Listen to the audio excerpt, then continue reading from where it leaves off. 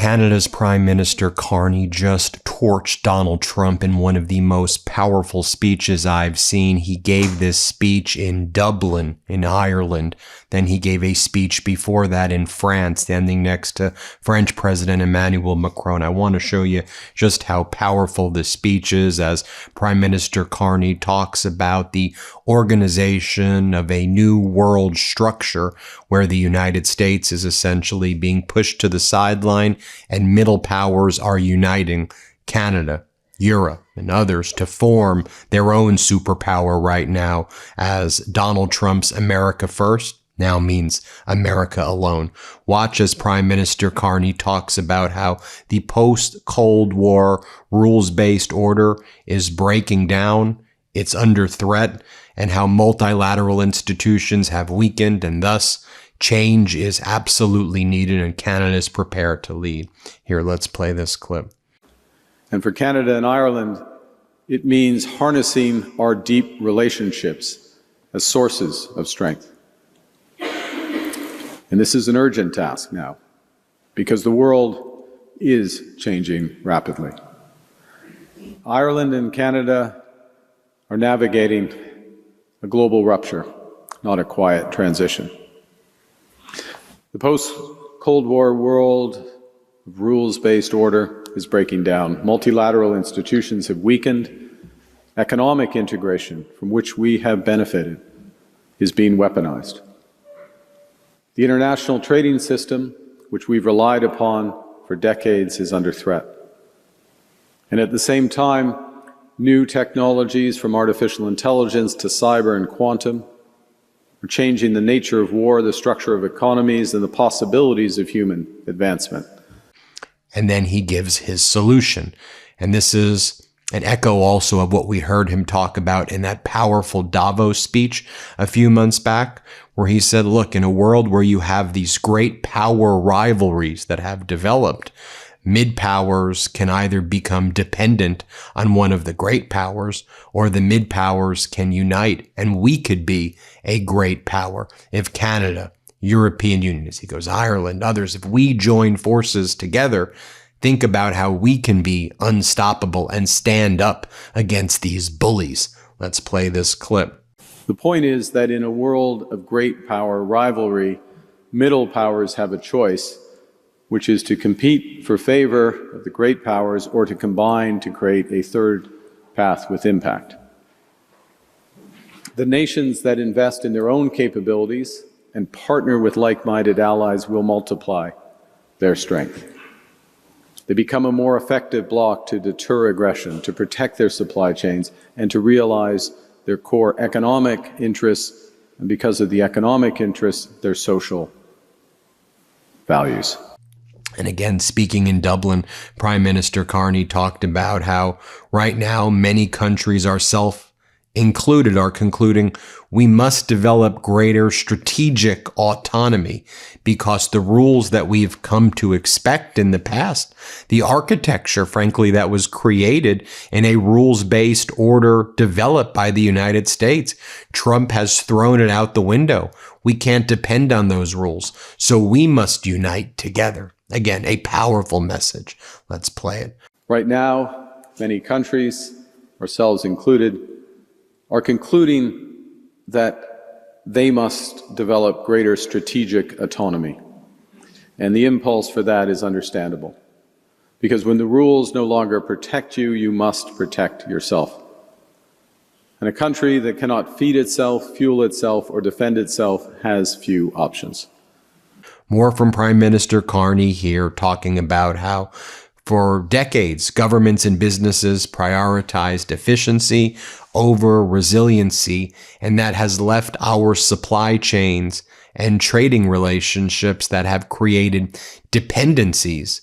And we thought we could depend on certain countries like the United States that we thought were allies, only for them to turn around and betray us in this way. We must never fall for this mistake again. We must never fall into this trap. And when I play these clips, I want our United States audience, our Canadian audience, our international audience, we have a very big international audience, to truly reflect on a rapidly changing global world order and how big of a deal it is that Trump really screwed this up. I think about Donald Trump talking about how he was going to make the reflecting pool so incredibly beautiful and how all you have to do is paint it blue and it would get rid of the algae miraculously and it would just become spectacular. And I think about that as symbolic of this broader situation. Anyone who was looking at what Trump was doing with the reflecting pool would tell you it's only going to attract more algae. You're going to screw things up and it's going to look horrible. Anybody looking at what Donald Trump has done with his tariffs against the world, his catastrophic and unlawful war in Iran that he went into with Netanyahu, will tell you all you've done is just created a systemic shift in the global world order where you've irreparably weakened the United States. You realize that. And here's what Carney says. Let's play it. Because over decades, governments and businesses prioritized efficiency over resilience, we all have developed supply chains and trading relationships that create dependencies that can turn economic integration from an advantage, which is what it was, into subordination. More from Prime Minister Carney here, talking about true sovereignty. Let's play it. But we recognize a second principle, that building true sovereignty cannot be achieved in isolation. It requires diversification, it requires partnership. And so we are focused on building a dense web of connections, said another way, ad hoc coalitions that work issue by issue with partners that share enough common ground to act together. And that's why Canada was the first non-European country to join the EU's Safe Defence Procurement Program. It's why we've signed 20 new economic and security agreements over 5 continents in the past year. It's why we're championing efforts to build a bridge between the Trans-Pacific Partnership and the European Union, something that would create a trading bloc of 1.5 billion people. A rules-based trading bloc of 1.5 billion people.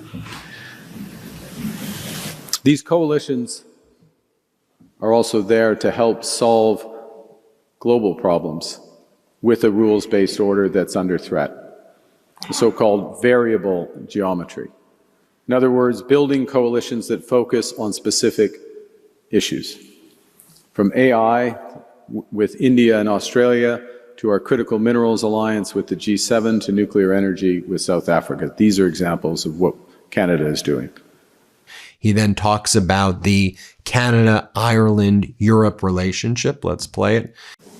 Canada, Ireland, and Europe are increasingly and more immediately vulnerable to once distant threats.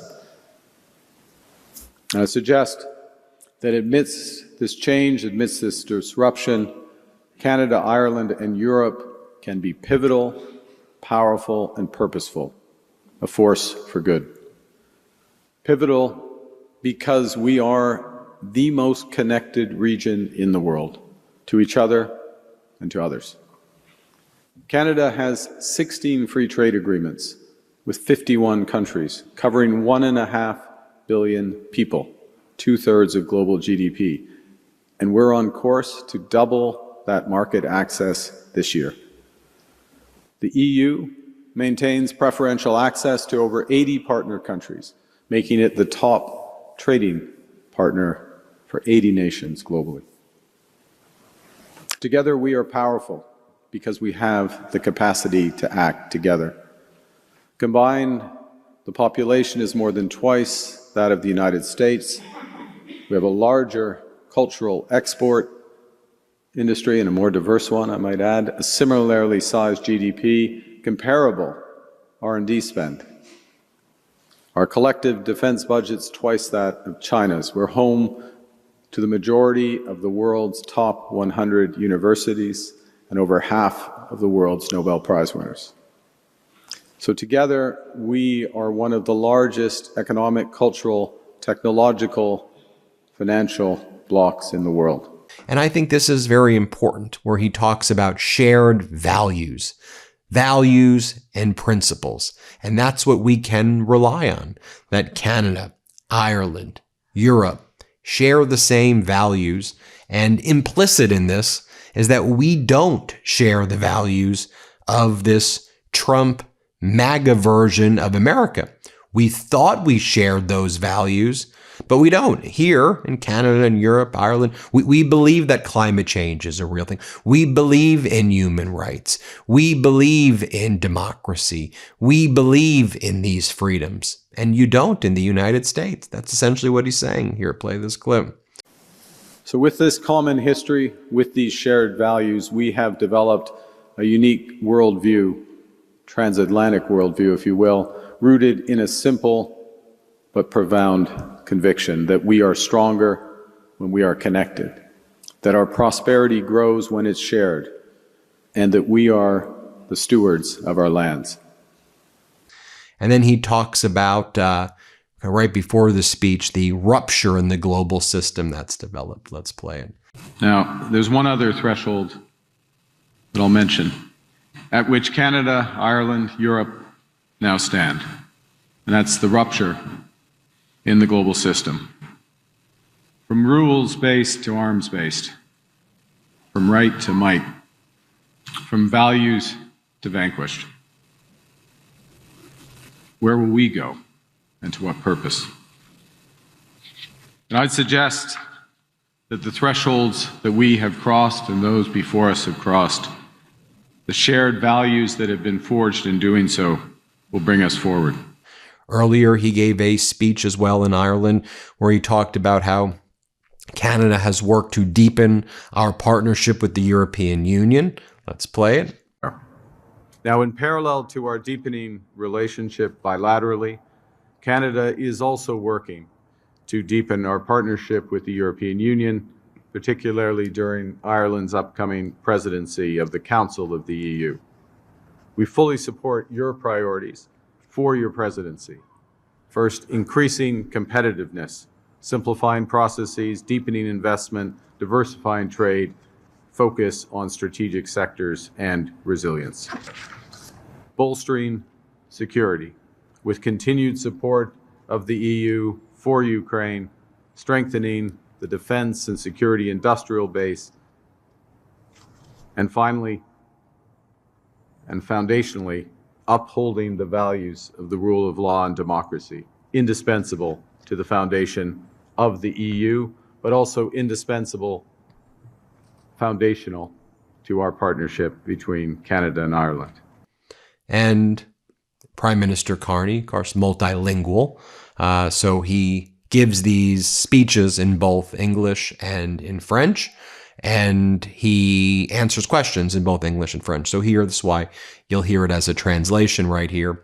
He talks about how he believes the new world order is being built out of Europe. And that's going to be the center. And Canada sees itself as a uniter between trans-Pacific partnerships, Asia, transatlantic partnerships, Europe. And you saw Canada take this very prominent role at the European Union political community meeting in Yerevan, Armenia. It's the first time a non-European country like Canada was there, representing, almost being treated as a European country, because Canada's become this unifying force under Prime Minister Carney. Let's play it. Le nouvel ordre mondial se construira à partir de Will be l'Europe. built out of Europe. Le Canada est le plus Canada européen des is pays the most non-européens. non-European Et nous sommes of en European train de countries. transformer And we are notre currently coopération transforming avec our l'Union cooperation européenne. with the En European juin dernier, Union. nous avons Last conclu June, un nouveau We partenariat reached a new qui partnership a renforcé with the European notre Union coopération sur that le has plan du strengthened climat, our cooperation des technologies on et du climate, commerce. technologies, février, and trade. Le Canada est devenu In le February, premier membre non Canada européen became the du first mécanisme non-European member initiative of the SAFE en mechanism, matière an d'approvisionnement initiative by et the de European Union Nous on avons defense déjà procurement. établi plus de We have 50 already partenariats established dans le secteur des 56 minéraux partnerships critiques dans on plus critical de 10 minerals pays. in more en than Europe. 10 countries, primarily Dans un in monde Europe. plus dangereux et divisé, In a le world Canada that is more choisit de dangerous and bâtir divided, et de Canada is travailler choosing to en build partenariat and to work in avec partnership with Europe. Finally, I do want to reflect on this as well, because Prime Minister Carney will acknowledge that Canada, because of the United States trade war against it, Canada has faced certain headwinds, right? Because they're under attack from their former top trading partner. But what I love about what Prime Minister Carney does, which is the opposite of what Trump does, Carney levels with the people. You see, we the people can understand difficult situations and problems. We just need to be talked to and explained how we're actually going to get out of it, what the problems are, offer real solutions, and stop defrauding us and stop making it about yourself. Make it about the people. More from Prime Minister Carney here. This is now in France, where he talks about how the G7 is, he goes, look, the G7 is not running the world. It's important, but it's not running the world. And there's a G7 meeting obviously taking place in France. Let's play what he says over here. I don't go, I'm looking forward to this summit. And I'm looking forward, as I should add as well, last point, the broader participation that will be at the summit, everyone from Kenya through to the UAE who will be there at the broader outreach. That's an important component of this, because the G7 is not running the world. It's important, but it's not running the world. More from Prime Minister Carney talking about how he likes President Macron's style. Let's play it. Whether I had any advice for President Macron as outgoing G7 chair, the short answer is no. In the following respects, obviously he's an extremely experienced statesman. Has known, for example, the question was specifically with respect to President Trump. They've known each other. They were both presidents during Mr. Trump's first term, and I believe that President Macron's style, which is direct, it's concrete, and it's ambitious, is well suited to making progress with all G7 partners, very much including President Trump. He was asked a question also about the Gordie Howe Bridge, which connects Michigan and Canada. And this was a major project between Canada and the great state of Michigan. And Donald Trump, because of the owner of the nearby bridge, petitioned. There's a private bridge right nearby, and they petitioned Donald Trump, this American billionaire family, to basically shut down the Gordie Howe Bridge as a way to attack Canada. Donald Trump's regime has worked to shut down this bridge as part of just the constant attacks against Canada. So Carney was asked about that. Watch what his response is. Let's play it. Yesterday, you said it was due to technical issues. What are those technical issues? Look, it's the discussion. As I said yesterday, was at the request of the U.S. administration. We'll look to work through what issues they have. I don't think it's productive to work through those in public, and our teams are working through. I actually haven't been briefed on it today, the specifics of it. It's important we get this right. This is an asset for both countries and our people, most fundamentally, that's going to exist for decades. So if we need to take a few more weeks to get it right and get it launched, we'll do that. And then I'll leave you with this right here.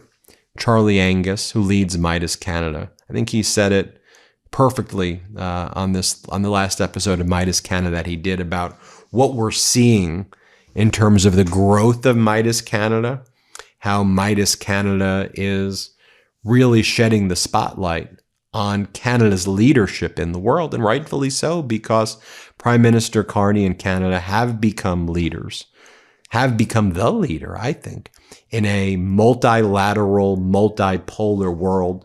We've seen a complete rupture of the old system and the rebuilt system with these mid-powers. We're seeing Carney be a major leader, and Midas Canada really leading the way and shedding a light on it. It's such an honor to work with Charlie Angus. Here's what he had to say. Let's play it. Steve, it's been amazing since we started the Midas Canada Network. I mean, all my years, you and I go back a long way. I used to work for your show back in Studio 2 Days. Got to have the heart of a gambler to stake your fortune on mining. That's the whole history of this town of Cobalt. This place has lived and almost died many times in the endless cycle of boom and bust. And even in all my years in Parliament, nobody ever really noticed anybody from Canada unless we were Neil Young or Mike Myers. But I think there's a real searching right now, as we are in such certain times, and people are watching Canada and people are listening to what's happening. So the Meidas Canada viewership has developed a strong hold around the world, and it's what we're trying to do is build that conversation, a conversation across borders, across the United States, across Europe, across Asia, about democracy. And Canada, I think, right now plays a role in it in a very significant way. There you have it, folks. Let me know what you think about this all. Hit subscribe. Let's get to 7 million subscribers, and thanks so much for watching. Thanks for watching. Be sure to add the MeidasTouch podcast on Apple Podcasts, Spotify, or wherever you get your podcasts for new updates every single day.